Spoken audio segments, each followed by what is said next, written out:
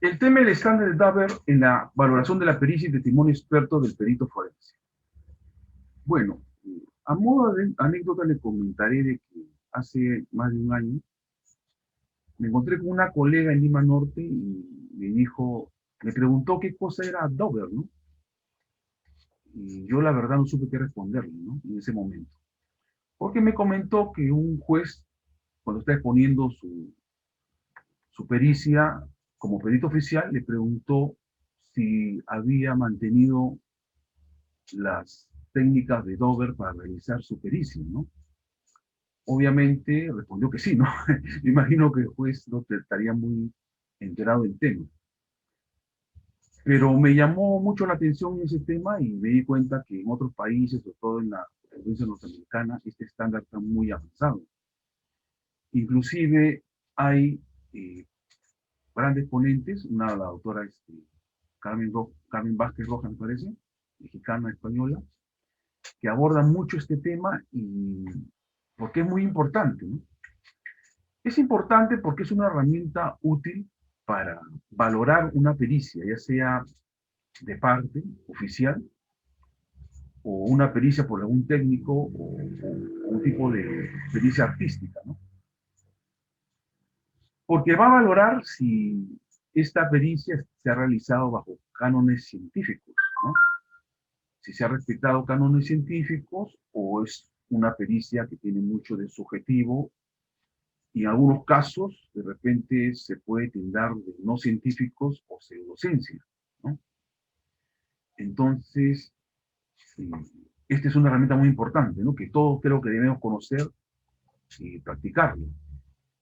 Obviamente no es sencilla, para mí también ha sido un poco dificultoso entenderla, pero de alguna manera la llevamos a cabo, ¿no? Cuando hacemos nuestras pericias, cuando los fiscales nos preguntan, los jueces nos preguntan, pero también cuando queremos aplicarla nos despierta muchas dudas sobre nuestro mismo trabajo, ¿no? Hasta qué punto hemos sido científicos al momento de elaborar nuestra pericia, ¿no? Bueno.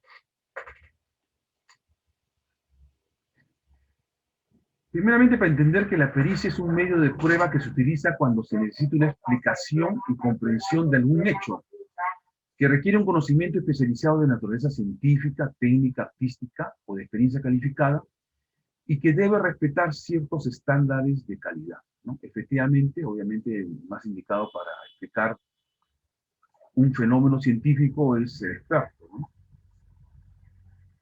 Esta valoración de la prueba la realiza el juez, que conoce la causa.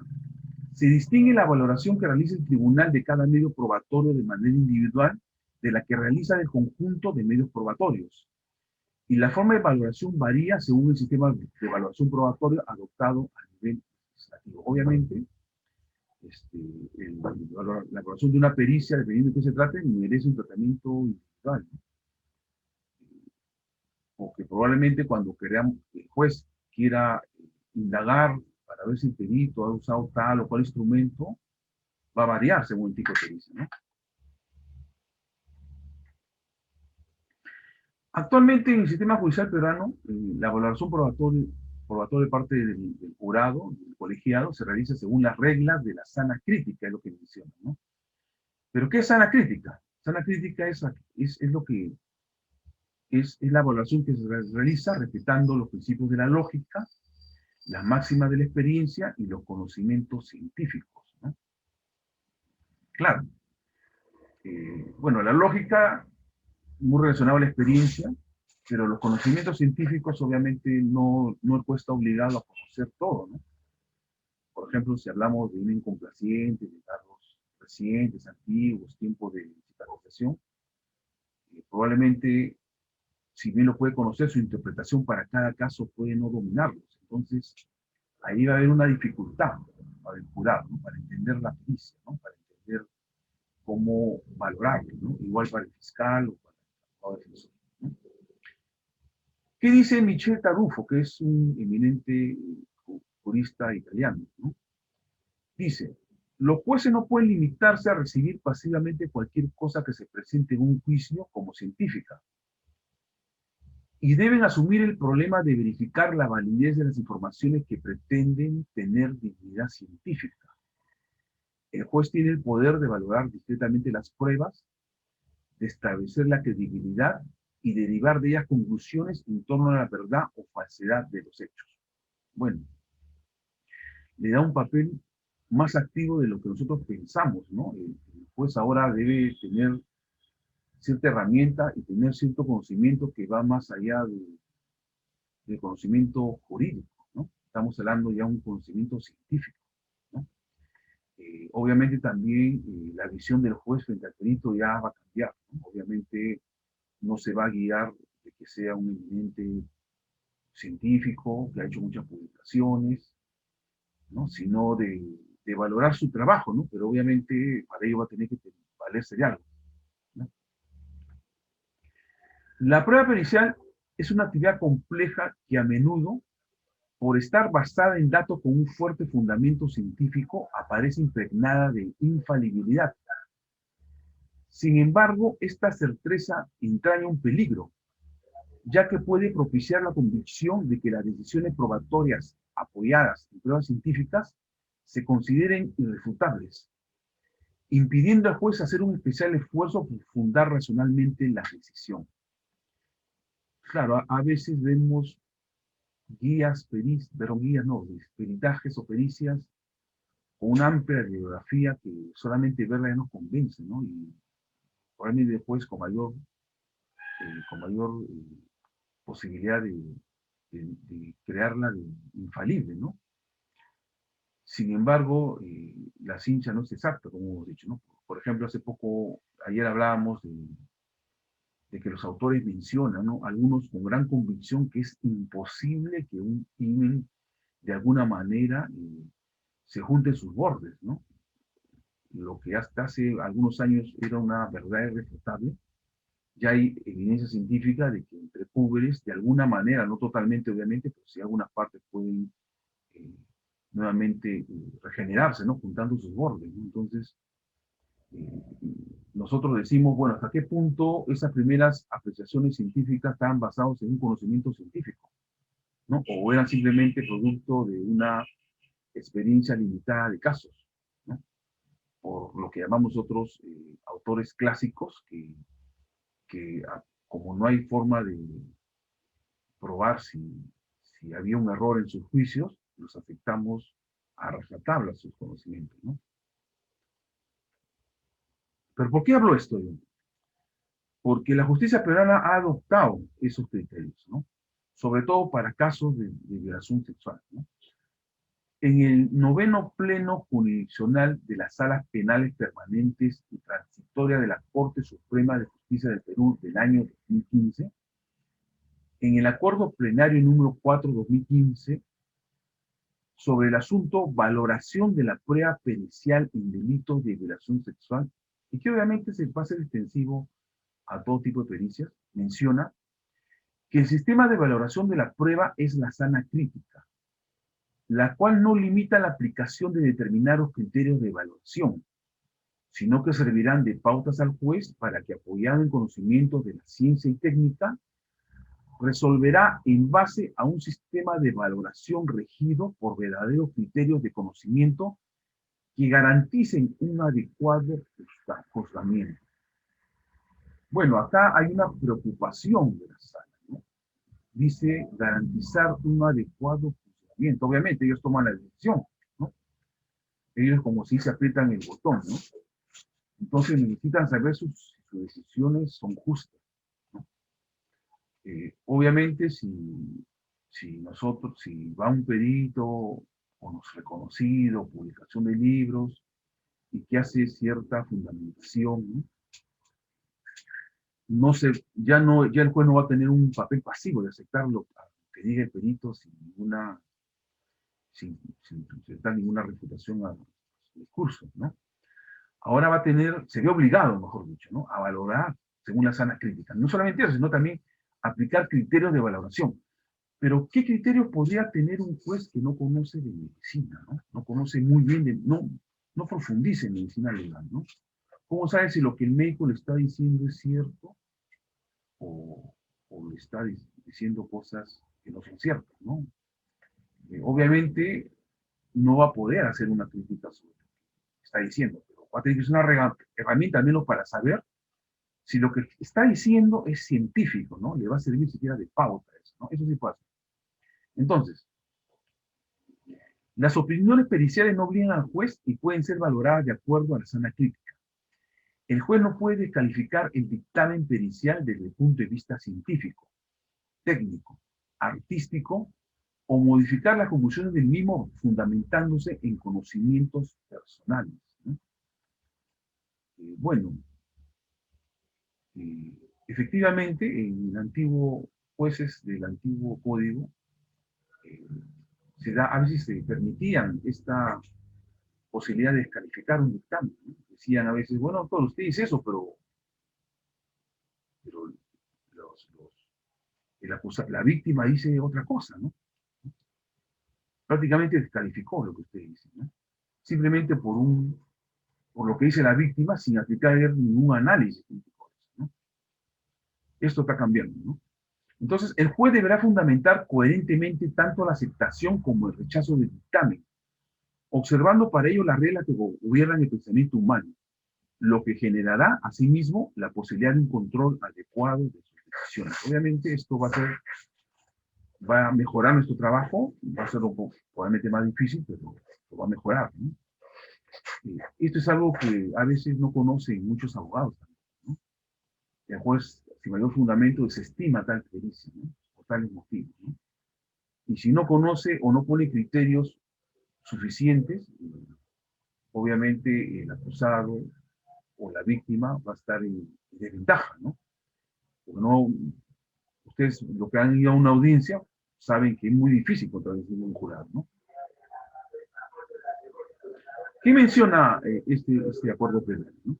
Recoge lo que dice la experiencia judicial norteamericana sobre este tema, ¿no? Primero, habla que la controlabilidad y falsificabilidad de la teoría científica o de la técnica en que se fundamenta la prueba, es decir, implica que la teoría haya sido probada de manera empírica, no solo dentro de un laboratorio. Empezaron las dificultades, aparentemente, ¿no? Debe conocerse el porcentaje de error conocido o potencial, así como el cumplimiento de los estándares correspondientes a la prueba empleada. La publicación en revistas cometidas a control de otros expertos de la teoría o la técnica en cuestión, lo que permite su control y revisión por otros expertos, es la revisión por pares, ¿no? Y la existencia de un consenso general de la comunidad científica interesada. Bueno, y le digo, obviamente no estoy mintiendo, ¿no? Probablemente muchos de nosotros estos términos son nuevos, ¿no?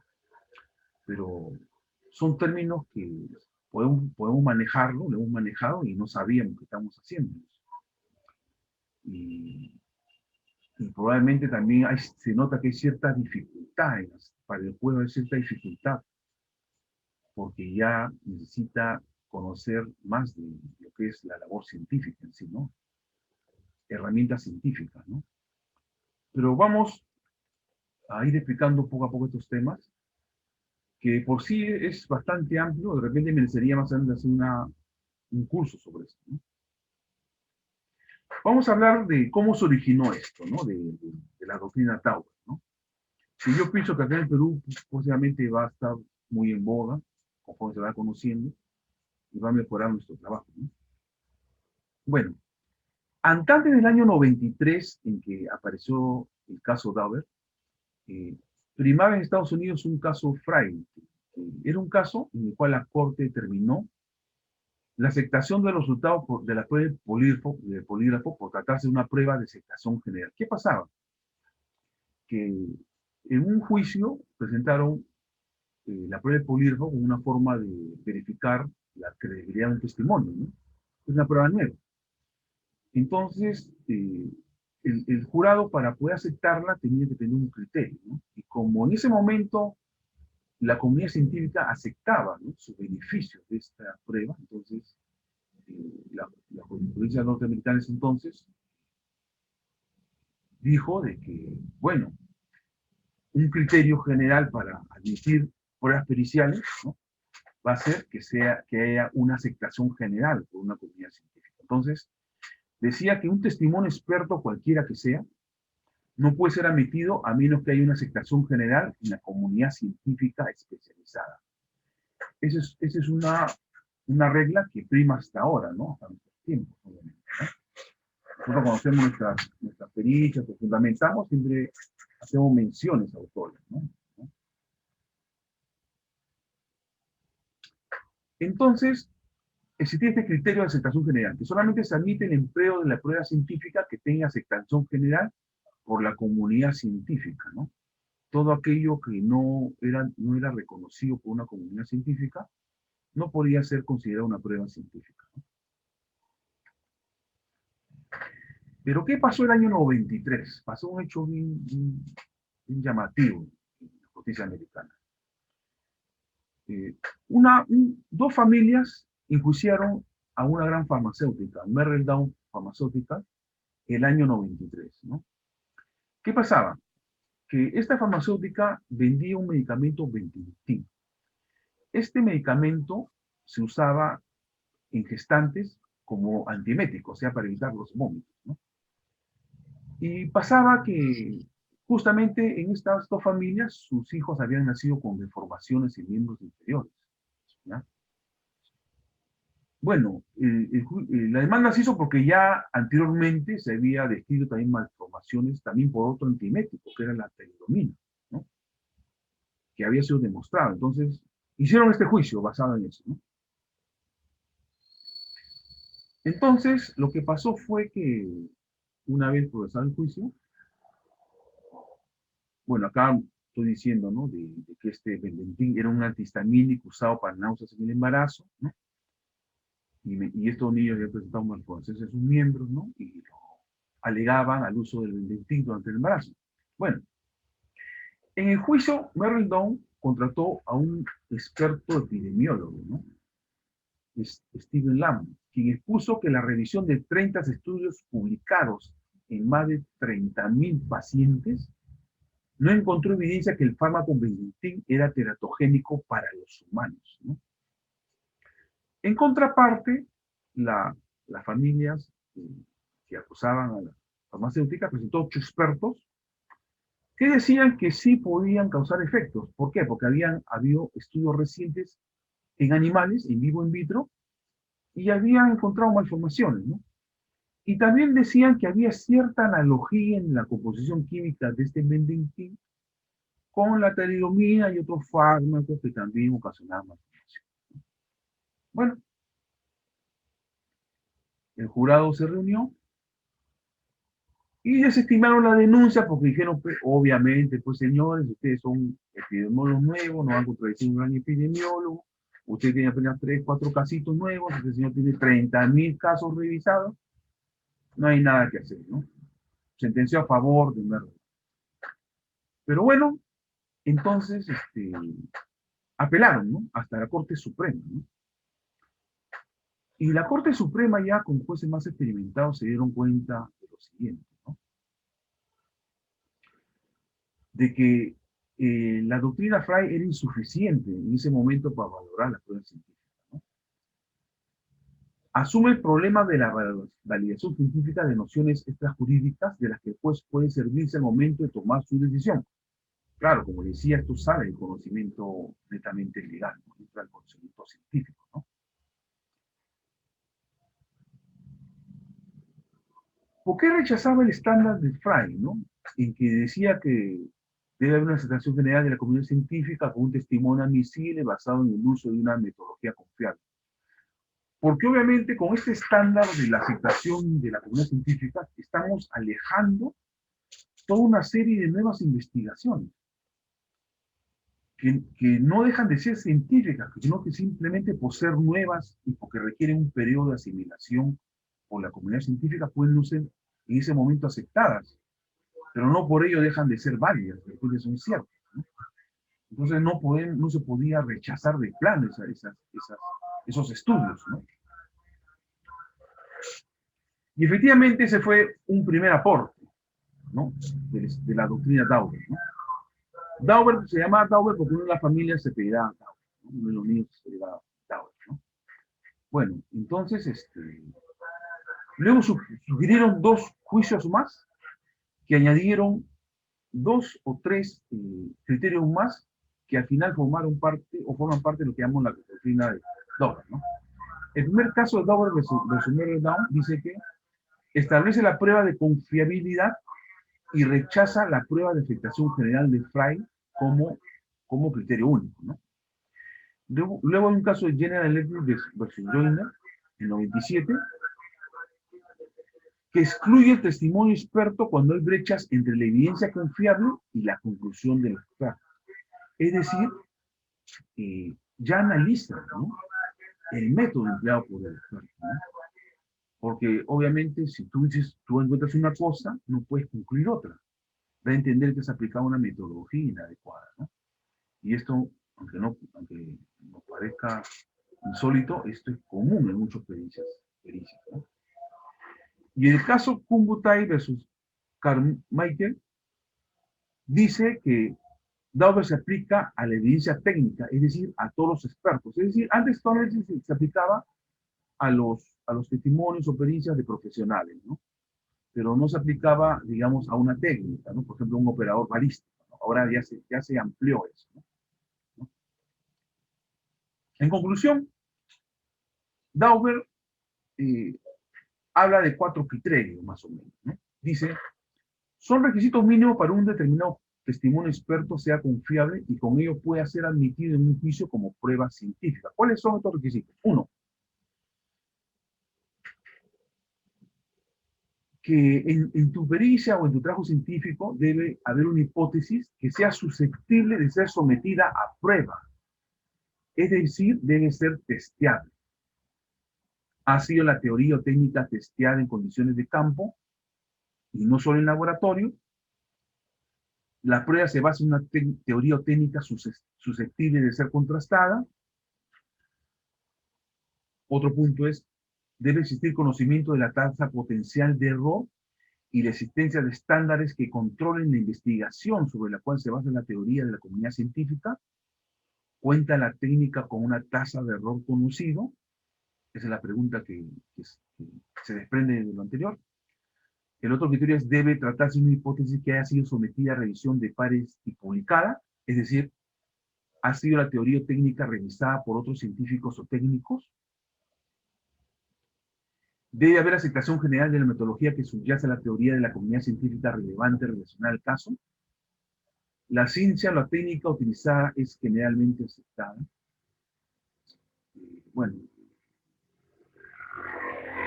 estas preguntas lo que tratan de demostrar es que su razonamiento ha sido científico, de que no hay subjetivo o no hay manipulación de estos resultados, ¿no?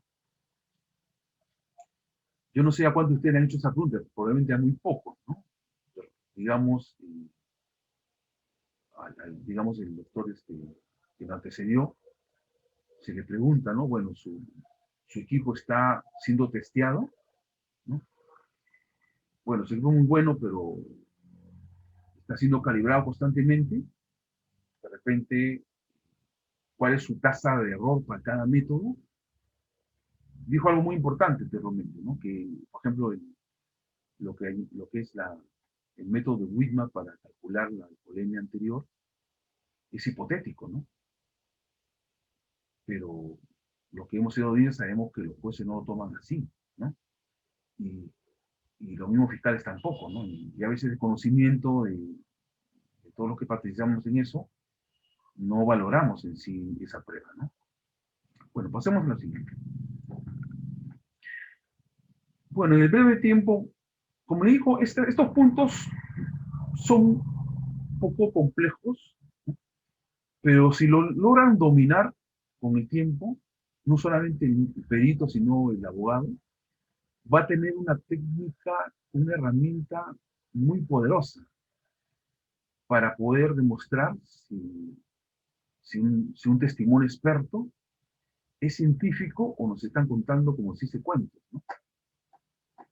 Bueno, el primer punto dice que la controlabilidad y falsabilidad de la teoría científica o de la técnica en que se fundamenta la prueba. Es decir, implica que la teoría haya sido probada de forma empírica, no solo dentro de un laboratorio. Es decir, la teoría debe ser capaz de ser testeada, es decir, que pueda ser objeto de controles de calidad, ¿no? Le hablaba, por ejemplo, de la calibración del equipo, ¿no? Obviamente, uno puede decir, sí, lo puedo calibrar, y la pregunta que sale, ¿no? Bueno, ¿y usted tiene alguna guía para calibrar ese equipo, ¿no? O en otras, por ejemplo, ¿no? Mencionan que la muestra de sangre la puede usar el fluoruro de sodio para conservarla, ¿no? Y dura tantos días, ¿no? Por tantas gotas que él usa o menos gotas, ¿no? Bueno, usted, con esos resultados que ha obtenido en ese proceso estandarizado, puede ser repetido por su laboratorio o por otro laboratorio que confirme sus resultados, ¿no? De ahí mi preocupación anterior, si toman una segunda muestra para ser testeada, ¿no? Porque de esa manera estamos cumpliendo uno de los criterios de Dauber y dan a entender que su método es científico, ¿no? Y eso es algo importante, ¿no? Es decir, se habla de falsabilidad, la capacidad de ser refutable y mostrado como falso. Bueno, falsabilidad es un término del conocimiento científico que lo acuñó Karl Popper, ese científico austriaco, ¿no? En el cual mencionaba que la ciencia avanza no en base a demostrar la verdad, sino en base a demostrar que no es falso lo que está afirmando, ¿eh? Entonces, precisamente, este criterio de Dauber trata de mostrar de que si esa técnica que empleamos podemos de alguna forma demostrar que no es falso, entonces podemos decir que esa técnica es científica. Pero si es una técnica o una guía, un proceso que no hay forma de demostrar que sea falso, entonces sale de lo que es lo científico y puede entrar en lo que llamamos pseudociencia. Entonces, las peticiones de las hipótesis científicas deben ser capaces de aprobar el examen de la experiencia. Es una de las reglas del método científico. Para probarlo se requiere técnicas de verificación empírica. Es decir, obviamente también no es fácil probar una técnica, ¿no? Se necesita herramientas, ¿no? Por ejemplo, un ejemplo que viene a colación, ¿no? En este caso que ha habido de estos muchachos muertos por canicas, ¿no? La policía dice, bueno, las armas que empleamos no usan canicas, usan perdigones de goma. No hemos sido nosotros. Por ahí sale una hipótesis de un investigador que dice, no, los cartuchos de la policía pueden ser llenados por canicas. Efectivamente, él lo puede haberlo demostrado, pero no con eso está demostrando que la policía le ha disparado, ¿no?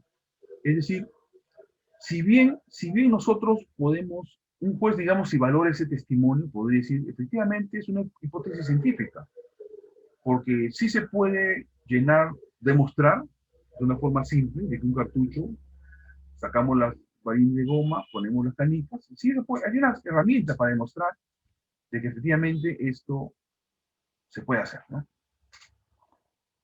Pero dar a entender que ese enunciado científico no significa que sea verdad.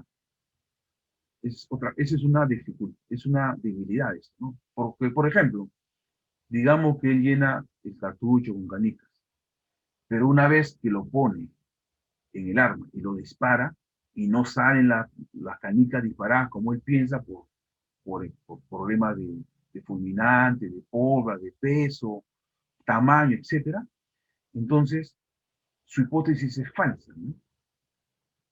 Simplemente este criterio solamente da a entender si lo que está diciendo es científico o no, no que sea cierto, ¿no? Nuevamente repito también que según Karl Popper, la ciencia no avanza confirmando una ley, sino descartando leyes que contradicen la experiencia. Otro criterio dice que debe existir conocimiento de la tasa potencial de error y la existencia de estándares que controlen la investigación sobre la cual se basa la teoría de la comunidad científica. ¿Qué es esto? Que si se puede establecer una tasa de error definida para un análisis, es un indicador de una metodología confiable y que fue usada para llegar a una conclusión final. El análisis de la tasa de error es apropiado cuando se realizan pruebas para demostrar una técnica científica particular. Por ejemplo, técnicas de identificación de voz, espectrográfica, análisis de escritura, DNA o análisis de muestras. La otra vez me preguntaron, ¿no? Acá mismo, ¿no? Doctor, ¿cuál es su tasa de error, por ejemplo, en los errores periciales, ¿no? O en la pericia médico-forense, ¿no? Claro, ahí nosotros vemos esa inquietud científica que está preguntando. Porque se da cuenta que para que uno determine una tasa de error, tiene que usar un método científico. Y para poder usar esa herramienta, tu método tiene que haber estado estandarizado y tiene que haber usado un método científico, ¿no? O sea, yo solamente preguntándote tu tasa de error me doy cuenta si tu técnica cumple los estándares científicos. Si tú me dices, no, está en prueba, que desconozco, pero así es infalible porque el aparato tal y tal, ¿no? Si yo le preguntaba, por ejemplo, al doctor, dígame, su aparato, digamos, que detecta benzodiazepinas, por ejemplo, ¿no? ¿Cuál es su tasa de error? Y si me respondiera de que, bueno, no hay error porque obviamente este aparato está probado, ha demostrado su eficacia, es un aparato que mide tal cosa y tal cosa y tal cosa. No me está demostrando la tasa de error. Entonces, me acaban de entender, o desconoce el método científico o su método no está totalmente estandarizado, ¿no? Entonces, es un criterio que voy a emplear, ¿no? Porque para determinar el porcentaje de error hay una fórmula, ¿no? Es una diferencia entre un valor exacto y un aproximado dividido por la magnitud del valor exacto por 100 casos, ¿no? Te permite ver qué tan lejos está tu valor aproximado de un exacto a través de un porcentaje del valor exacto. Por ejemplo, ¿no? Un ejemplo, por ejemplo, mira, yo tengo, digamos, en esta plataforma un 100 para 100 personas, ¿no? Si yo pienso que voy a tener 100 asistentes, no estoy considerando mi porcentaje de error, que va a estar en relación al contenido, a la calidad de los ponentes, a la publicidad, a varios factores, ¿no? Entonces, yo digo, bueno, ¿cuál ha sido mi tasa de error al terminar este curso? Yo digo, bueno, yo tenía para 100, mi error aproximado es 100, ¿no? Lo resto de los que yo he tenido ahora, ¿no? Los que yo he tenido son tantos, los resto, ¿no? Esa resta la divido entre los que han asistido nuevamente y todo eso lo multiplico por 100. Ese va a ser mi porcentaje de error, ¿no? O sea, ya conociendo eso, yo ya estoy empleando un método científico, ¿no? Tengo que tener valores. Para calcular eso también voy a tener que tener valores cuantitativos, ¿no? O sea, tengo que utilizar ciencia, ¿no? Entonces, esa es la importancia de esa pregunta, ¿no? Luego, la publicación en revistas cometidas a control de otros expertos de la teoría o la técnica en cuestión, lo que permite su control y revisión por otros expertos. Es decir, si la teoría y técnica ha sido revisada por pares, es más probable que sea confiable, ¿no? Pero claro, también hay ciertas cosas que salen de esa pregunta, ¿no? Por ejemplo, dicen, bueno, vamos a revisar por pares, pero ¿qué revisamos? ¿No? Podemos revisar lo más relevante de la teoría, o revisar de repente solo el método, solo las conclusiones, o el testimonio inicial, ¿no? Lo importante es que sea revisado por pares, ¿no? Bueno, cuando nosotros hablamos de revisión por pares, obviamente, automáticamente nos referimos a publicaciones de revistas científicas, ¿no? No todas las revistas están indexadas, o sea, son revisadas por pares, ¿no? La revisión por pares es un estándar de oro, pues garantiza el rigor, la novedad y la consistencia de los resultados académicos. Por medio de la revisión, de eliminar ideas defectuosas y fortalecer nuevas ideas, asegura que la ciencia sea independiente, ¿no? La revisión por pares puede ser un par simple ciego, en el cual el revisor conoce la identidad del autor, pero el autor no conoce al revisor. Para doble ciego, en la cual ni el evaluado conoce al evaluador, ni el evaluador al evaluado. Y para abierto, que se revelan las identidades de ambos, pero el autor tiene la capacidad de identificar los comentarios de los revisores y hacer ciertos comentarios sobre esos comentarios, ¿no? Claro, cuando nosotros vemos casi todas las, nosotros conocemos las pericias oficiales, por ejemplo, ¿no? No te preguntaron si es adecuado o no poner la guía, ¿no? Obviamente que sí, la guía es tu respaldo, ¿no? Y así lo toma la justicia, ¿no? Pero si por ahí a un abogado que de repente lee nuestra, o asiste a nuestra conferencia, le dice, doctor, ¿y de qué año es la guía? 2012. Y de 2012 al 2018, la ciencia forense no ha avanzado. Ha habido aportes, está siendo revisado por pares constantemente su guía. Sabemos la respuesta, obviamente, ¿no? Pero definitivamente nosotros nos llamamos a reflexión, hasta qué punto estamos trabajando de una forma científica, ¿no? Obviamente, poner solo la guía ya no es suficiente, ¿no? Habrá que poner más bibliografía, obviamente, ¿no? Actualizada, ¿no? Relacionada al caso, ¿no? Si lo amerita, ¿no? Pero ahí ya prácticamente nos están evaluando, ¿no? De esta calidad de trabajo científico. ¿Cuáles son las ventajas en la revisión por pares? Como hay un reconocimiento de identidades, tanto del autor como el referee, obviamente, el razonamiento va a ser más imparcial, ¿no? Obviamente. La credibilidad y prestigio de las revistas que lo practican va a aumentar cuando practican este método, ¿no? Estimula a los autores para alcanzar un mejor nivel de escritura e investigación. Si sé que puedo ser revisado por un experto, voy a tener que esforzarme más, ¿no? Obviamente evita publicación de trabajos no deseados, es un tamiz, ¿no? Va solamente a publicarse lo que cumple ciertos estándares, ¿no? También revela fallas del autor y permite corregirlas, porque obviamente no va a rechazar de plano, va a devolver la investigación y decirle, bueno, rehágala o mejórela, ¿no? Y que el trabajo realizado es evaluado por un experto de esa área, es decir, tenemos la garantía de que nuestro trabajo es evaluado por alguien que conoce, ¿no? La desventaja es que lamentablemente no hay muchos expertos en todas las áreas que queremos investigar. A veces se recarga el trabajo y no lo hace bien, ¿no? No responde bien a veces todo lo que debe ser calificado, no hay dinero de por medio, el revisor es ad honorem, el tiempo de duración también no está estimado, ¿no? Los criterios de revisión son muy subjetivos, hay plena libertad para el evaluador. Puede con todo ello haber conflictos de intereses, obviamente si yo trabajo para una industria investigadora o que promueve tal reactivo químico, de repente va a favorecer investigaciones que favorecen tal reactivo, ¿no? No descarta artículos fraudulentos y puede haber trato preferencial en algunos autores conocidos cuando es a par ciego, ¿no? Si es un autor reconocido, el evaluador a veces se va a medir a hacer su crítica, ¿no?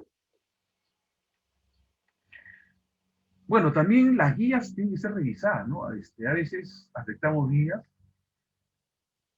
que no están publicadas en revistas internacionales reconocidas, ¿no? O a veces hay guías elaboradas por sus mismas oficinas que no han sido validadas, ¿no? Una forma de revisión por pares es el juicio de expertos, ¿no? Y las guías que de repente con buena intención hacemos, siempre va a haber algo de parcialidad, porque trabajamos con una institución que acusa, ¿no es cierto? Y a veces es conveniente que esta guía sea revisada por juicios de expertos que son ajenos a la institución, ¿no? Es algo que también este criterio contempla, ¿no? El otro criterio, el último, es la existencia de un consenso general de la comunidad científica interesada.